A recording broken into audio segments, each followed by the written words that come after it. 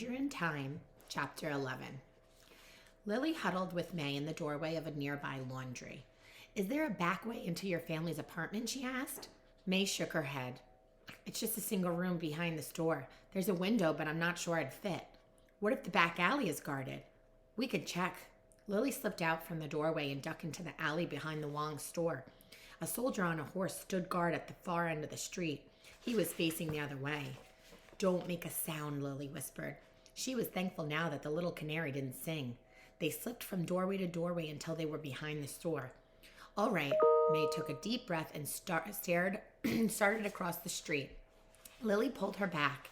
"You can't just burst out and climb into the window," she whispered. "If that officer sees you, he'll think you're breaking in to loot, and with the mayor's order—" Lily shook her head. She couldn't say the words aloud. The only way to make sure the soldier's attention didn't land on May was to give him someone else to worry about. "Let me go down the alley first," Lily said. "I'll approach him asking for help with, I don't know, something. I'll get him turned away so you could go in. Stay hidden until then." "But what if—" May bit her lip. Then she said, "All right, I'll be fast. Should we meet back by the laundry?" Lily nodded.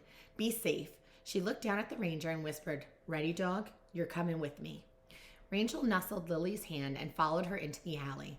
After a few steps, Lily's shoes crunched down on some shards of broken window. The soldier whirled his horse around. "Air is closed off," he shouted. Lily stopped. "Can you help me, please?" she called.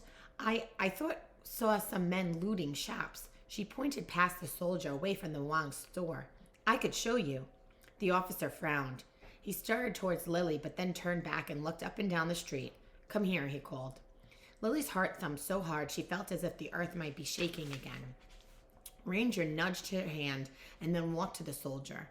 Lily stared up at him. It was up on Stockton. "Show me." The soldier turned to his horse and started up the street, but then glass smashed behind him. "No!" May must have knocked the window loose. The soldier whirled his horse around and started down the alley. Ranger wasn't sure what to think of the soldier, but he knew May was back there. He knew from all the whispers that she and Lily didn't want anyone to know, but the soldier was riding that way. Ranger started barking. The soldier looked over his shoulder. "What's that dog's problem?" He turned back towards the Wong store. Ranger ran up to the corner, barking and growling. He ran back to the soldier and barked again. Back and forth he raced until Lily said, "Oh, I bet he's seen the looters." She ran to the corner with Ranger and pointed. "Look!" The soldier galloped up beside her and narrowed his eyes. "I don't see anyone." Ranger ran ahead of them and stepped up to the doorway of a restaurant. He growled into the broken down darkness until the soldier rode up to him and peered into the building too. Lily dropped her birdcage and bundle. She pointed into the empty building and prayed the dog would keep barking at this imaginary looter. "Where'd they go, dog?" Ranger barked into the building. He stepped carefully into the entry. The building smelt of plaster and dust, chicken and grease. There were no men here. But Ranger could hear Lily talking with the soldiers outside. "He's a good dog. He'll bark if he finds them." Ranger stayed inside until he heard horses' hooves on the cobblestone. "Was the soldier leaving?" Ranger barked. The hooves stopped. Ranger padded out into the smoky afternoon light. Lily looked up at the soldiers and shook her head. "They must have gotten away. Perhaps you should—" "I will return to my post," the soldier said. "You will leave the area as ordered." Of course, Lily gathered her things and started towards the alley. The soldier pointed up the block. "The other way, now." He raised his rifle. Lily and Ranger hurried away. Halfway up the block, Lily stopped and turned to look back. The soldier was gone. He was probably already back at the entrance to the alley. She and the dog had only managed to keep him busy for a few minutes.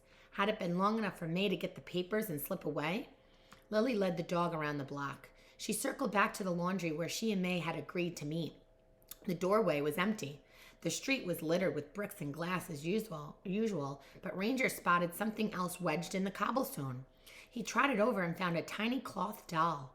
Ranger sniffed it. It smelled of cotton and dust and May. Ranger barked. Lily looked down and picked up the doll. She'd often seen May carrying the little cloth figure of her way to school. Had May left it for her on purpose to let her know she'd continue on the park to find Lee? Lily looked up and down the street. May wasn't there, but a new soldier was approaching. Lily didn't want to have another gun pointed her way. "Come on, dog." She turned and hurried up the hill. Behind her, a great booming blast shook the city. Had the men started blowing up buildings? Another explosion shook the street and cloud of dust filled the sky. How many would have to be destroyed to stop the fires? Would they dynamite the mission house, the Wong store and home? Lily was beginning to wonder if anything would be left to the city when they finally ended.